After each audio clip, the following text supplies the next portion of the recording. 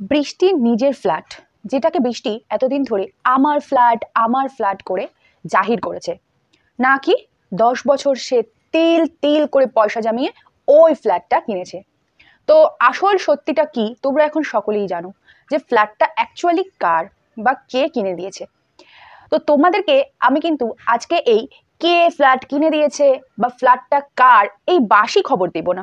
আজকে তোমাদের বলবো যে ফ্ল্যাটটার দাম কত ছিল, এবং যেই ফ্ল্যাটটা আমার ফ্ল্যাট বলে বৃষ্টি এত জাহির করেছে, সেই ফ্ল্যাটে তাহলে তার পরিবারের অর্থাৎ বোনের ফ্ল্যাট, সেখানে তো দাদা যেতেই পারে। তো দাদা কেন একটা দিনের জন্য পা দিল না, কেন তার বাবা মা সেই ফ্ল্যাটটাতে যেত না, সেই সমস্ত কিছু আজকে তোমাদের সামনে তুলে ধরবো। তো অবশ্যই তো এই রহস্যগুলোর ভেদ করব। তার সঙ্গে তোমাদেরকে আরো যেটা জানাবো সেটা হলো যে তোমরা সকলেই বলছো অর্ণব বাবু কেন এত কিছু ঘটে যাওয়ার পরও আমাদের সামনে আসছে না। তো সে কেন সামনে আসছে না সেটাও তোমাদেরকে খোলসা করে জানাবো। তার আগে আমি আমার ইন্ট্রোটা একটু ছোট করে তোমাদের সামনে দিয়ে নিই। Hello my lovely viewers, welcome back to my channel active Udita.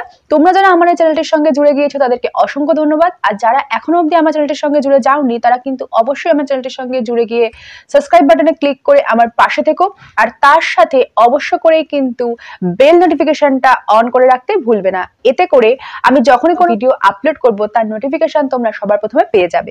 So চলো এখন প্রথম যে বক্তব্য তোমাদের কাছে রেখেছি সেটা কি না, ফ্ল্যাটটির দাম কত। ফ্ল্যাটটির দাম কত সেটা তোমাদেরকে আমি অবশ্যই জানাবো, ভিডিওটির সাথে থাকো।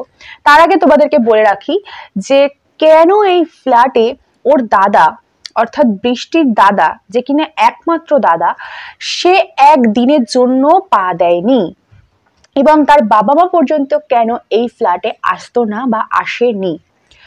তো বন্ধুরা তোমরা সকলেই জানো যে বৃষ্টির সঙ্গে প্রীতমের কিন্তু একটা পরকীয়ার সম্পর্ক রয়েছে। এখনো পর্যন্ত সেটাকে পরকীয়ার সম্পর্ক বলেই ধরা হয়, কারণ যেখানে এখনো পর্যন্ত অর্ণব বাবুর সঙ্গে বৃষ্টির ডিভোর্স হয়নি, এবং বৃষ্টির যেহেতু ডিভোর্স হয়নি সেহেতু এই বৃষ্টি আর প্রীতমের সম্পর্কটা কিন্তু একটা পরকীয়ার সম্পর্কই আমাদের চোখে। আর তা সত্ত্বেও দেওরের সঙ্গে বৌদির প্রেম এটা একটা পরকীয়া ছাড়া আমাদের মতো যারা মানুষ রয়েছি তাদের কাছে কিন্তু আর অন্য কিছুই নেই। সো এই পরকীয়াটাকে কিন্তু ওরা খুব ভালো করে একটা রূপ দেওয়ার জন্যই আমরা সকলেই জানি এই নাটক, এবং এই নাটকের থ্রুতেই তারা প্রথমে কলকাতা ছাড়লো, কলকাতা থেকে দুর্গাপুর, দুর্গাপুর থেকে শিলিগুড়ি, আবার শিলিগুড়ি থেকে দুর্গাপুর, এখন দেখো কদিন যাক আবার দুর্গাপুর ছাড়তে হবে, কারণ ওরা এমন কিছু কার্যকলাপ করেছে অতীতে বা বর্তমানে যার কারণেই ওদের কোনো জায়গাতে স্থায়ী বসতি হবে না, কারণ নোংরাদের কেউ ঠাঁই দেয় না। এটা আমি আমার আগের ভিডিওতেও বলেছি। তো বন্ধুরা এটা কথা নয়, কথাটা হচ্ছে কেন তার একমাত্র বোনের বাড়িতে তার দাদা অর্থাৎ তুষার বাবু একটা দিনের জন্য পর্যন্ত যায়নি বা পা রাখেনি। কেন যাবে? কারণ তুষার বাবুও কিন্তু বুঝেছিল সত্যিটা কি, তার বোনের চরিত্র কি, তাই জন্য সে কিন্তু একটা দিনের জন্য ওই কলকাতার ফ্ল্যাটে পা রাখেনি, এমনকি তার বাবা মাও যায়নি।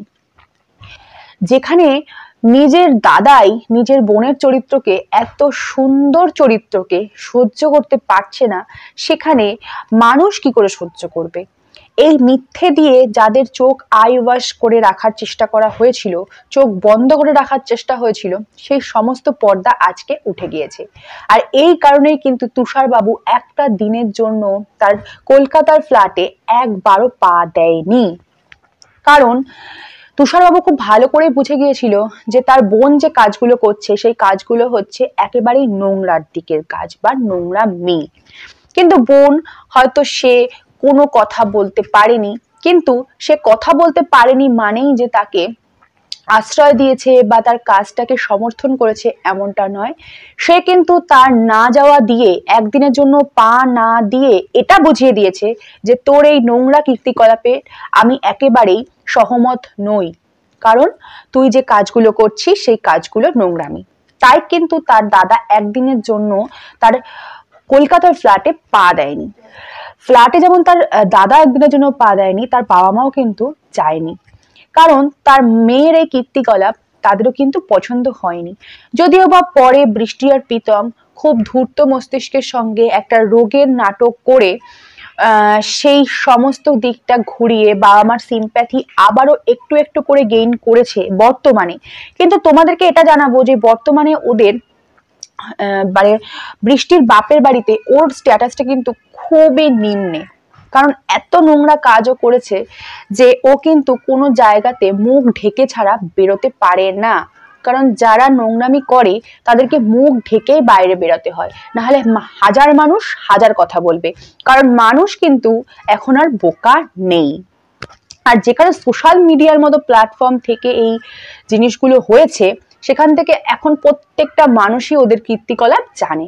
আর শিলিগুড়িতেও কিন্তু ওকে মুখ ঢেকেই যদি বেরোতে হতো বাইরে, মুখ ঢেকেই বেরোতো।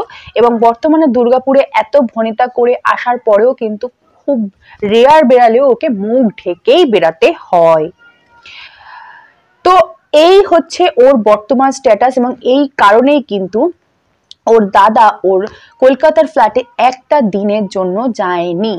যদিও বলা ভুল যে ওর ফ্ল্যাটটা অ্যাকচুয়ালি অর্ণব বাবুর বাবা ওদের দিয়েছিল।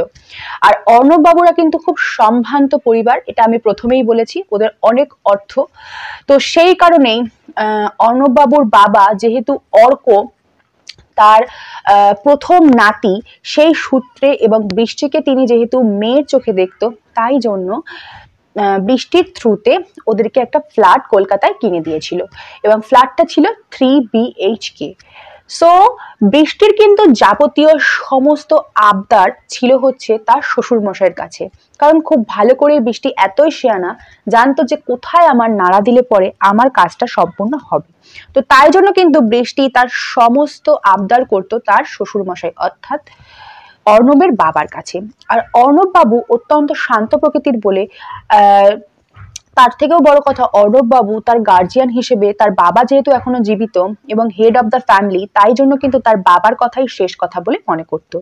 অর্ণব বাবুও কিন্তু লামসাম অ্যামাউন্ট ইনকাম করে এবং ভালো পজিশনে আছে, কিন্তু তারপরেও তার বাবা তার কোনো টাকা পয়সা খরচা করতে দিত না, কারণ তার একমাত্র সন্তান অর্ক রয়েছে, তার সাথে তারা 2 ভাই এবং তাদের প্রচুর অর্থ সম্পদ রয়েছে। এবং অর্ণববাবুর বাবাও কিন্তু ভালো একটা কাজ করতো, যেমন দুর্গাপুর স্টিলের প্ল্যান্টে উনি একটা কাজ করতো, এবং তার সঙ্গে ওদের কিন্তু পারিবারিক একটা ব্যবসা রয়েছে, যার জন্য কিন্তু অর্ণব বাবুর যে অর্থ বা অর্ণব বাবুর যে টাকাটা তিনি ইনকাম করেন, সেই টাকাটা কোনোদিনই তাকে মানে এই সব কাজে, যেমন সাজসজ্জা মানে খাট আলমারি ড্রেসিং টেবিল মানে আসবাব বা বলে কোনো ফ্ল্যাট বা কোনো জায়গা, এসব ক্ষেত্রে কিন্তু ইউজ করতে দেয়নি।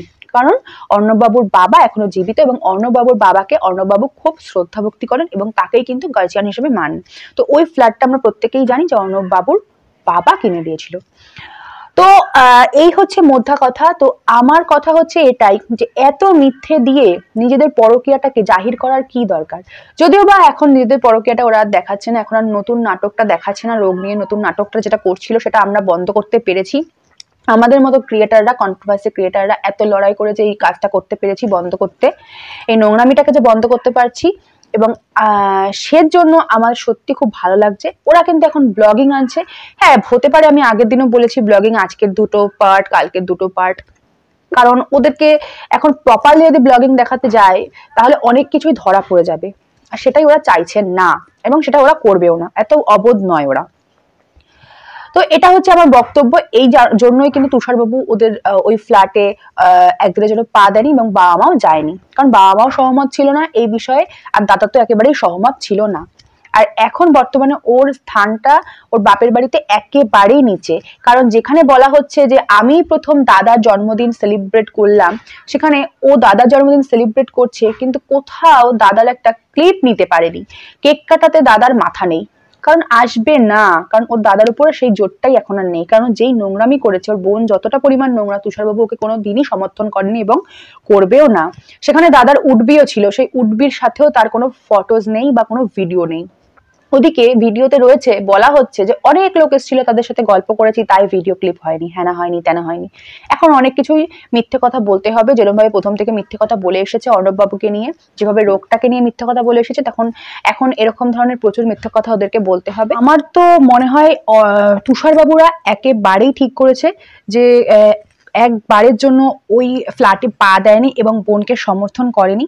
তো আমার কাছে তো তুষারবাবুর কার্যকলাপটা খুবই ভালো লেগেছে। একজন দাদা হিসেবে, প্রকৃত দাদা হিসেবে এই কাজটা করে উনি খুব ভালো করেছে। তো তোমাদের কি মতামত সেটা কিন্তু অবশ্যই আমার কমেন্ট সেকশনে জানিয়ে দিতে ভুলবে না। কমেন্ট সেকশনটা কিন্তু তোমাদের জন্য খোলা। তো এবার তোমাদের সেকেন্ড যে পয়েন্টটা বলবো সেটা হচ্ছে যে অর্ণববাবু কেন আমাদের সামনে আসছেন না। অর্ণববাবু কেন আমাদের সামনে আসছেন না?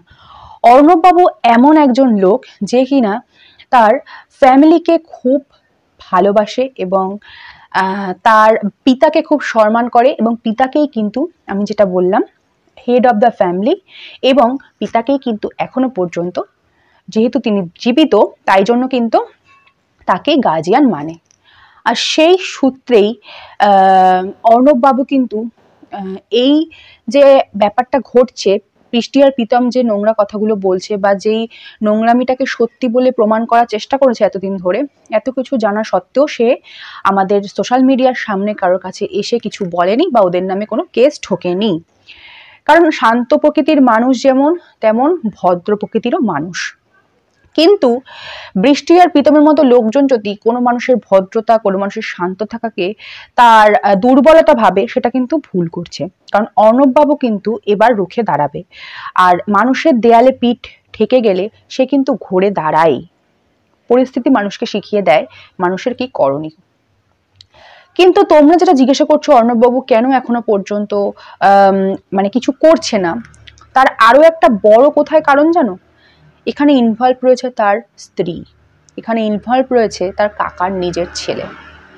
কাকার ছেলে, তার সঙ্গে তার স্ত্রীর সম্পর্ক, এই সম্পর্ক নিয়ে যদি কথা বলা হয় বা উনি কথা বলতে যায়, এই সম্পর্ক নিয়ে কথা বলতে গেলে কাদা ছেটাছেটিটা অর্ণববাবু ফ্যামিলির ওপরে খুব বেশি পরিমাণে এফেক্ট ফেলবে।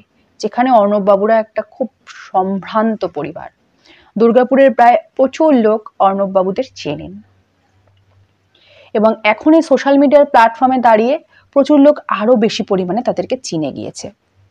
তো সেই কারণেই কিন্তু অর্ণববাবু এখনো পর্যন্ত চুপ রয়েছেন। তাই জন্য কিন্তু তিনি এখনো কোনো স্টেপ নেননি।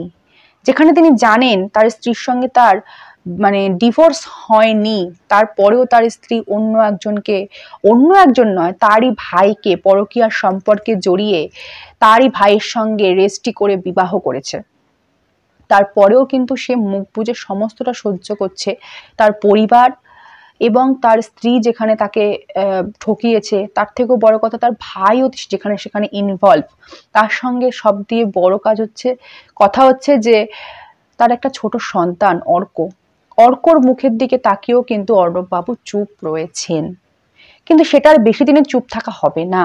অর্ণববাবু কিন্তু খুব তাড়াতাড়ি তোমাদের সামনে আসবে এবং তোমরা খুব ভালো করেই সমস্ত ব্যাপারটা আরো বিস্তারভাবে জানতে পারবে এবং বুঝতে পারবে। তো এই জন্যই কিন্তু অর্ণববাবু এখন আসছে না আমাদের সামনে। আর লাস্ট যেটা তোমাদেরকে জানাবো বলেছিলাম সেটা হচ্ছে যে ফ্ল্যাটটার দাম কত। ফ্ল্যাটটার দাম কত আমি অফিসিয়ালি তোমাদেরকে বলছি, আনঅফিসিয়ালি কত সেটা তোমাদেরকে আমি এই মুহূর্তে জানাতে পারবো না। আমার কাছে যদি পারমিশন আসে আমি অবশ্যই এর থেকে আরো বেশি কিছু যেটা জানি সেটা জানাবো তোমাদেরকে, কারণ আমাদেরও কিছু গাইডলাইন্সের মধ্য দিয়ে যেতে হয় তার জন্য। তো ওই ফ্ল্যাটটা যেটা এতদিন ধরে যাচাই করে বলেছে আমার ফ্ল্যাট আমি করেছি, তিল করে পয়সা জমিয়ে, ক্লাউড কিচেন করে আর অনলাইনে কয়েকটা ব্যবসা করে ও তিল করে 3 BHK ফ্ল্যাট কেনার মতো টাকা জমিয়ে ফেলো, তো আবার কলকাতাতে সাউথ সিটি মলের সামনে। বাপরে, যাই হোক, তো ওই ফ্ল্যাটটার দাম ছিল যেটা অর্ণববাবুরা দিয়েছিল অরিজিনালি, সেই ফ্ল্যাটটার দাম রয়েছে 33 লক্ষ টাকা। ইয়েস বন্ধুরা, সেই ফ্ল্যাটটার দাম হচ্ছে 33 লক্ষ টাকা। ভাবতে পারছো? নটা যোগ 33 লক্ষ টাকা। তো যাই হোক, এই হচ্ছে টোটাল ফান্ডা। আশা করি তোমরা বুঝতে পেরেছো আমি কি বলতে চাইলাম। আর তোমাদের কি মতামত অবশ্যই কিন্তু আমার কমেন্ট সেকশনে জানিয়ে দিতে ভুলবে না। আর আমার ভিডিওটি ভালো লাগলে অবশ্যই একটি লাইক করে পাশে থাকবে এবং অবশ্যই কিন্তু এই ভিডিওগুলো ভালো লাগলে প্রচুর পরিমাণে শেয়ার করবে, আমার চ্যানেলটির সঙ্গে সাবস্ক্রাইব করে জুড়ে যাবে। আর অবশ্যই কিন্তু বেল নোটিফিকেশনটা অন করে তাতে অল নোটিফিকেশনটা অন করে রাখতে ভুলবে না। তো আবারও দেখা হবে নতুন কোনো ভিডিওর সঙ্গে। ততদিন take care and bye by.